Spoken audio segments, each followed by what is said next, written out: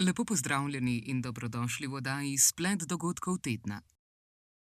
Ta teden smo se zbudili v mrzlo jutro, čez dan pa je bilo nekoliko topleje.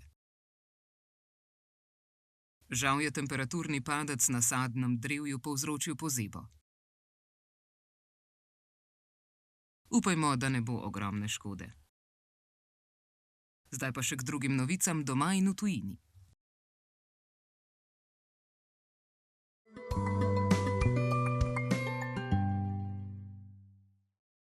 V ponedeljek 7. aprila po svetu obeležujemo Svetovni dan zdravja. Letos je potekal pod geslom Zdravi začetki, svetla prihodnost. Svetovna zdravstvena organizacija WHO želi s kampanjo spodbuditi vlade in zdravstvene ustanove, da poskrbijo za boljšo skrb za matere in novorojenčke. Na Nacionalnem inštitutu za javno zdravje, NIJZ, poudarjajo, da je skrb za zdravje mater in otrok zelo pomembna. Zdrav začetek življenja vključuje varno nosečnost in porod, dobro telesno in duševno zdravje žensk ter preprečevanje bolezni. Slovenija ima eno najnižjih stopenj umrljivosti dojenčkov v Evropi. Tudi umrljivost mater je nizka in primerljiva z razvitimi državami. V zadnjih 5 letih smo imeli v povprečju manj kot 10 smrti mater na 100 tisoč živorojenih otrok.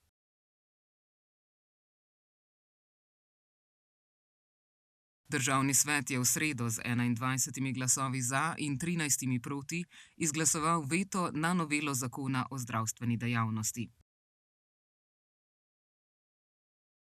Svetniki menijo, da novela lahko povzroči škodo slovenskemu javnemu zdravstvenemu sistemu in bolnikom.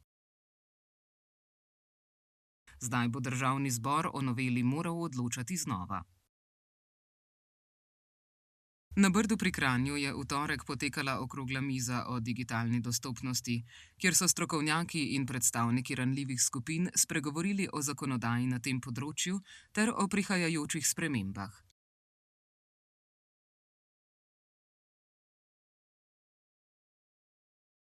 Poudarek je bil tudi na novem zakonu o dostopnosti do proizvodov in storitev, ki bo začel veljati junija.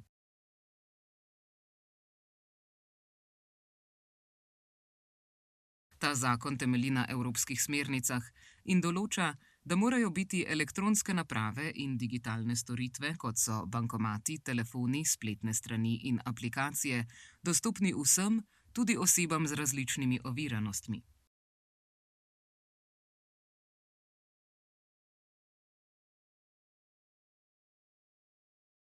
Govorili so tudi o digitalni dostopnosti na področju javnih ustanov in uprav. Dogodek se je zaključil tako, da so uporabniki iz različnih ranljivih skupin spregovorili o svojih izkušnjah v zvezi z omenjeno problematiko.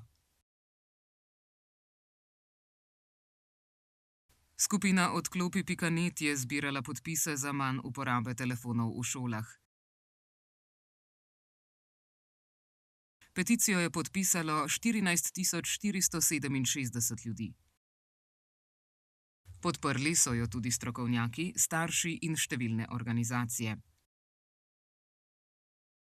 Cilj peticije je bil opozoriti na škodljivost prekomerne rabe digitalnih tehnologij pri otrocih in mladih ter sprememba zakonodaje, s katero bi se omejila uporaba teh tehnologij. Ministrstvo je namreč pripravilo predlog novele zakona o osnovni šoli, v katerem je med drugim predvidena omejitev uporabe elektronskih naprav izključno na pedagoške aktivnosti.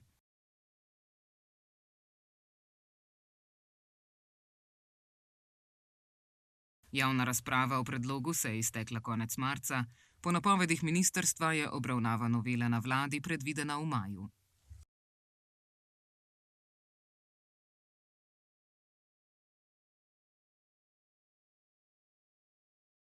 V splošni bolnišnici Izola se je zgodila zdravniška napaka.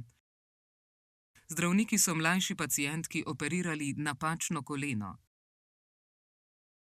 Šlo naj bi sicer za 16-letno športnico enega izmed obalnih klubov. Bolnišnica je napako potrdila in pojasnila, da je napako ugotovil kirurg med samo operacijo, a jo je moral kljub temu po običajnem postopku končati.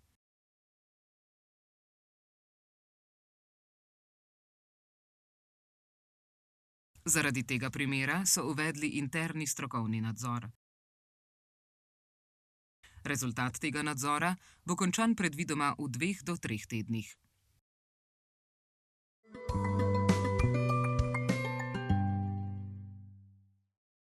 Potem, ko so v ZDA uvedle nove visoke carine na uvoz blaga iz tujine, je prišlo do protiukrepov.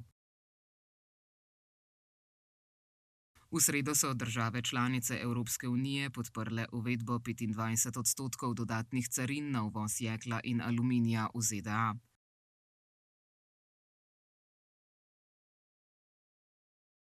Za je glasovalo 26 članic, proti je bila Madžarska.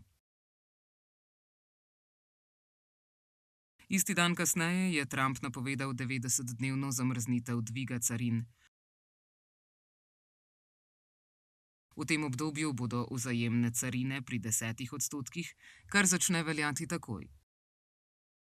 Izjema je Kitajska, za katero je carine dvignil na 125% zaradi vztrajanja kitajskih oblasti pri zaostrovanju razmer.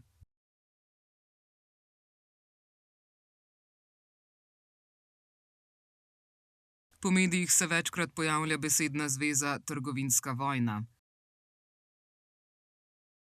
Kaj to pomeni? To se zgodi, ko si države med seboj zvišujejo carine in uvajajo druge ovire za uvoz blaga.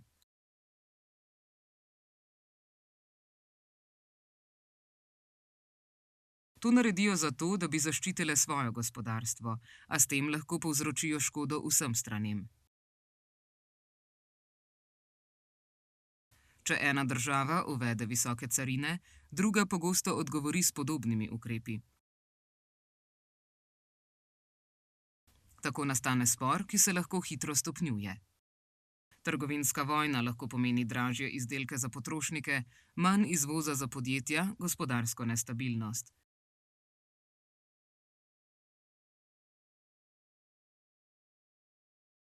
Zato države pogosto skušajo spor rešiti s pogajanji, preden pride do hujših posledic.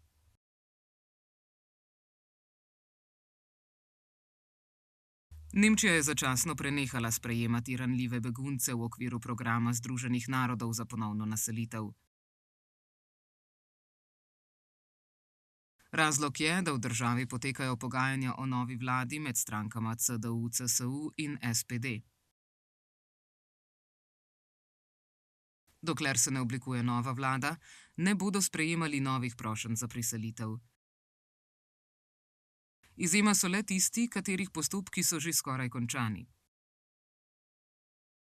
Nemčija se je prej zavezala, da bo v letih 2024 in 2025 sprejela 13.100 ranljivih beguncev.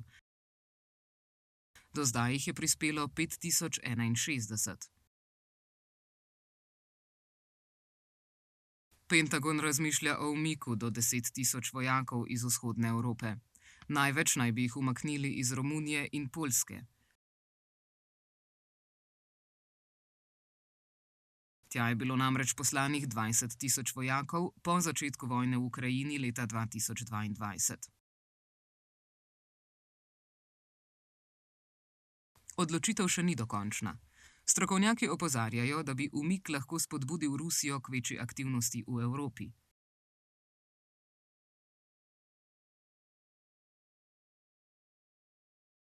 Trenutno je v Evropi okoli 100.000 ameriških vojakov.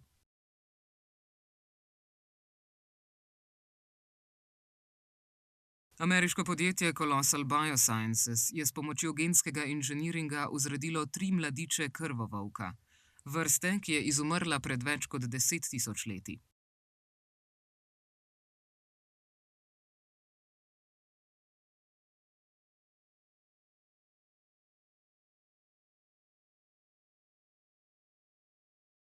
Znanstveniki so uporabili DNK starega volka in gensko spremenili današnjega sivega volka.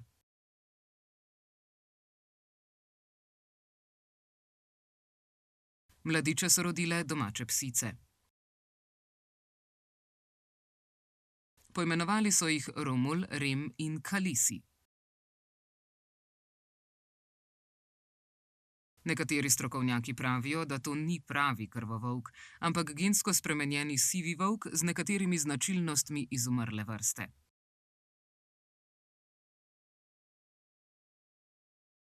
Gre za pomemben korak k ohranjanju izumrlih vrst, a tudi za začetek novih razprav o etiki in varnosti takih poskusov.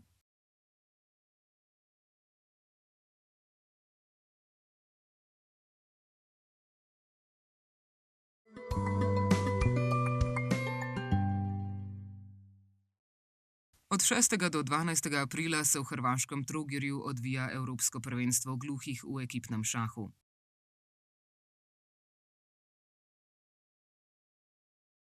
V slovenski ekipi so Bruno Glas in Pavel Radež, oba člana DGN Krško, Andrej Štrucelj iz DGN Celje in Miha Petelin iz DGN Novo mesto.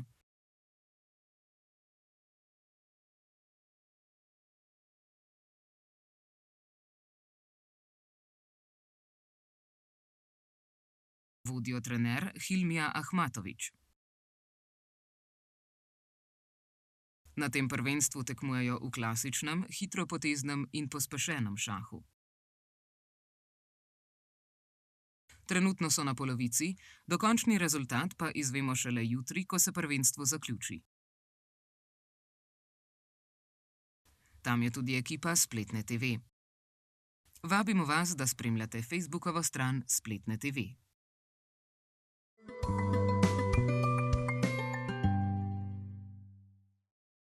Raziskovalci na oddelku Inštituta Maxa Plancka v Nemčiji so ugotovili, da so samci vinske mušice, ki uživajo alkohol, za samice privlačnejši, ker alkohol, zlasti metanol, pri samcih poveča nastanek in sproščanje kemičnih spolnih signalov, imenovanih feromoni.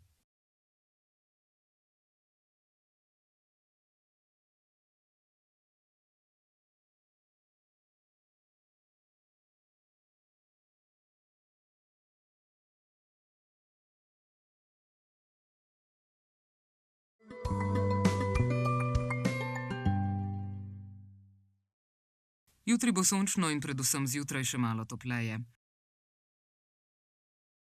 Popoldne bodo na zahodu občasno rahle padavine. Pihal bo jugozahodni veter, najvišje temperature bodo od 10 do 15 stopinj Celzija, na vzhodu do 18 stopinj Celzija.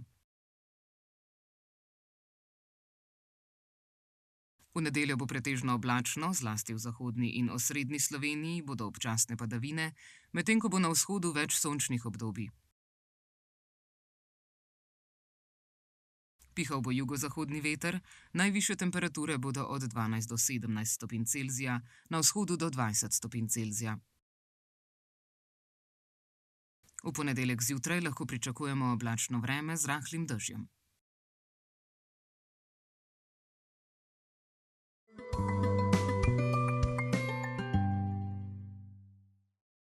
Zdaj je na vrsti kretnja tedna. To je digitalna tehnologija, kreta pa se tako.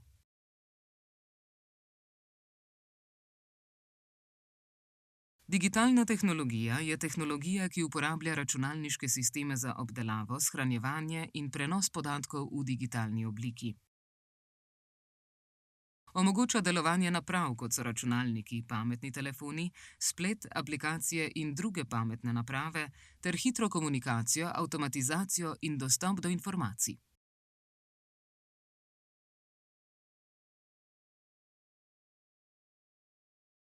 To je bilo za ta teden vse. Imejte lep vikend. Nasvidenje.